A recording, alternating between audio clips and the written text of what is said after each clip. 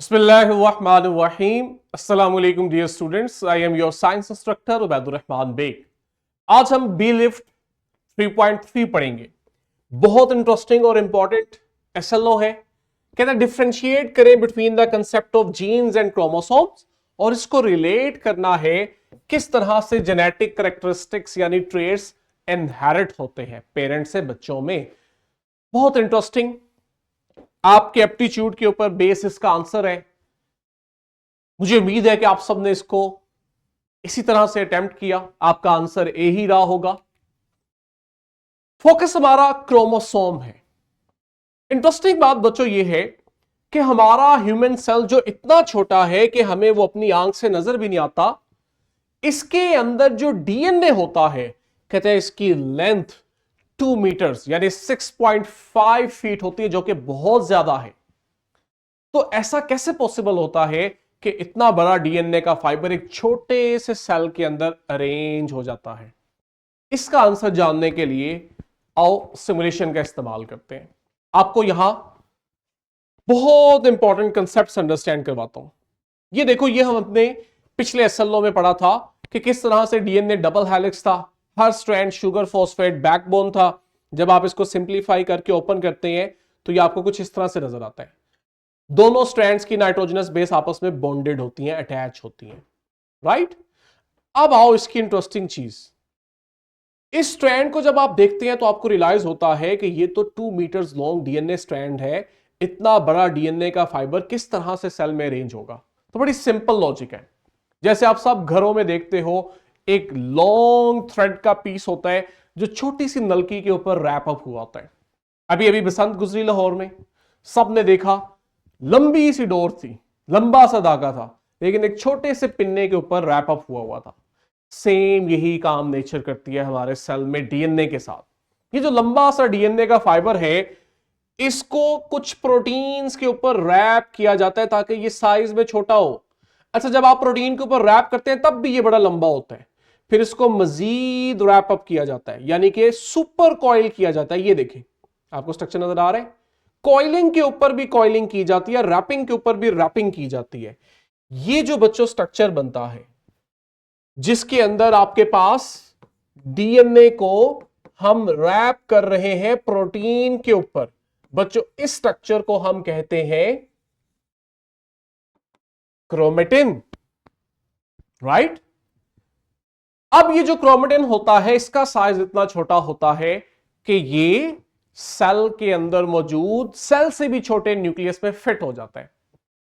अच्छा, जब cell divide नहीं कर रहा होता तो हमारा जेनेटिक मटेरियल इसी तरह क्रोमेटिन फॉर्म में होता है। लेकिन जैसे ही बच्चों सेल डिवाइड करने लगता है तो हम देखते हैं ये क्रोमेटिन मटेरियल खुद को ऑर्गेनाइज करता है।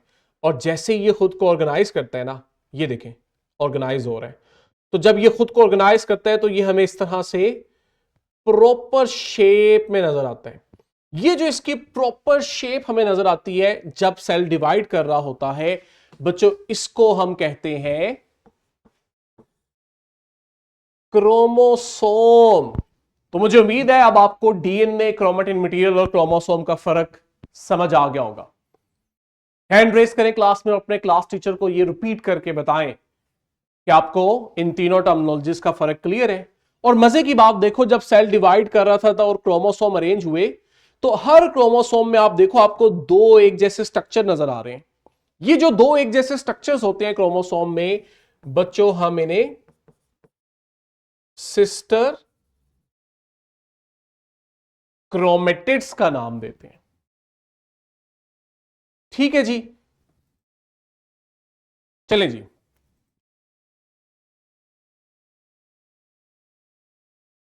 अब मजे की बात बताऊं कि ये जो एक क्रोमोसोम आपको नजर आ रहा है जिसमें दो सिस्टर क्रोमेटिड्स हैं, ऐसे हमारे सेल में 46 क्रोमोसोम होते हैं।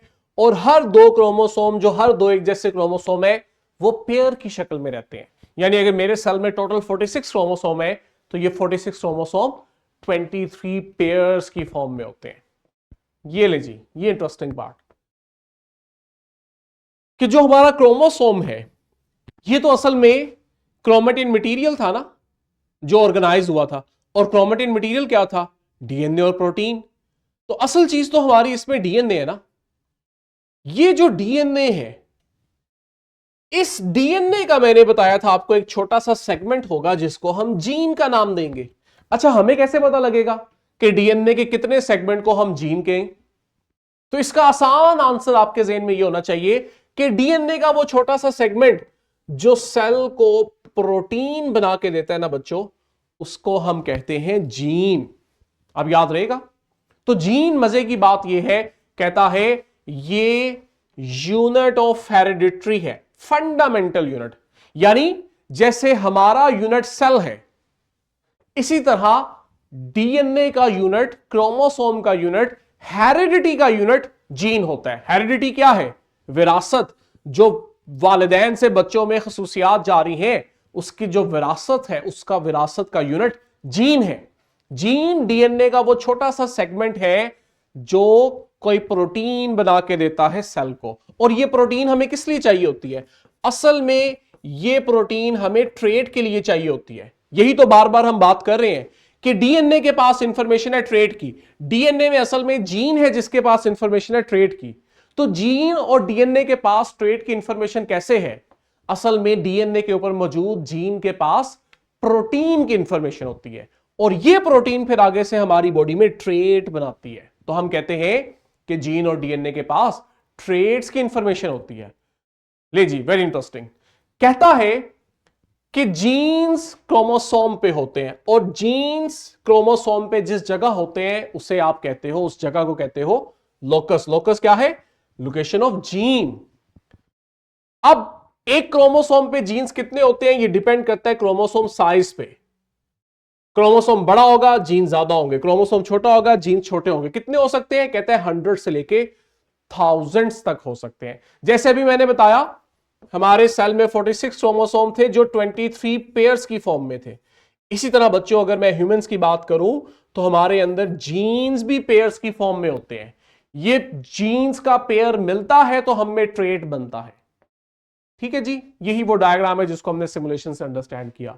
तो अगर मैं डिफरेंस करना चाहूं तो अब मुझे क्लियर है कि क्रोमोसोम क्या है? Organised form of DNA during cell division. Gene क्या है? Fundamental unit of heredity. Size में क्रोमोसोम बड़ा है क्योंकि वो बड़े डीएनए का बना है।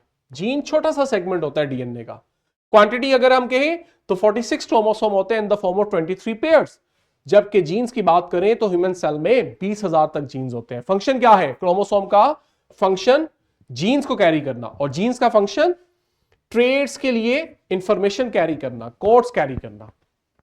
ठीक है। इनहेरिटेंस से अगर हम इसको लिंक करें तो कहते हैं जीन्स और क्रोमोसोम ये तो डायरेक्टली लिंक्ड है जेनेटिक कैरेक्टरिस्टिक से, ट्रेट से, क्योंकि अभी मैंने समझाया कि इन ट्रेट्स की इंफॉर्मेशन असल में क्रोमोसोम्स के ऊपर मौजूद जीन्स के पास है।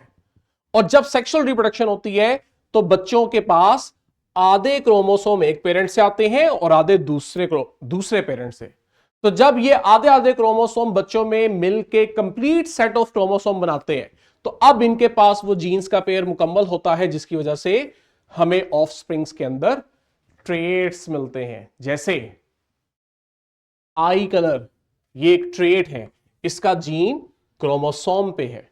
तो जब दोनों पेरेंट से आई कलर के जीन्स मिलेंगे तो आप देखेंगे बच्चों के अंदर आई कलर अपीयर होगा। वो कोई भी हो सकता है, blue, brown, green, black, whatsoever, जिस तरह के उसके जीन्स हैं। क्लास वर्क के लिए बच्चों आपके पास फॉर्मेटिव चेक है, घर से करने के लिए थ्राइव है। मुझे उम्मीद है कि सिमुलेशन ने हमारे लिए DNA, chromatin material, chromosome, gene को अंडरस्टैंड करना आसान बनाया, और ये कंसेप्ट्स आपको आगे 9-10 में बहुत काम आएंगे।